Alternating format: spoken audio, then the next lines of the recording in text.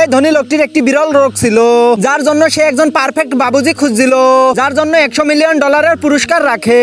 তারপর তার সামনে একজন অভিজ্ঞ বাবুজি কাবাব বানায়, কিন্তু সে এক কামড় খেয়ে তা ফেলে দেয়। তাই ওয়েটার তাকে আরো খাবার পরিবেশন করতে বলে, কিন্তু এক ডজন ভিন্ন ভিন্ন খাবার খেয়েও তার মুখে স্বাদ আসে না।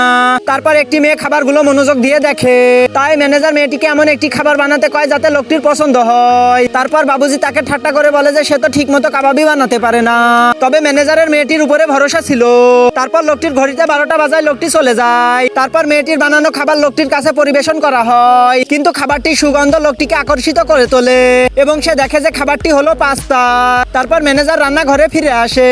তারপর মেয়েটি দেখে যে প্লেট একদম খালি, তাই সে কিছুই বুঝতে পারে না। আসলে ধনী লোকটির খাবারটি এতই পছন্দ হয়েছে যে সে প্লেট পর্যন্ত চেটে খেয়েছে। তারপর মেয়েটিকে $100 মিলিয়ন চাকরির অফার করে। বন্ধুরা, তোমরা যদি ছবিটিকে মন থেকে ভালোবেসে থাকো তাহলে অবশ্যই ভিডিওতে একটি লাইক করে চ্যানেলটি সাবস্ক্রাইব করে দিবে।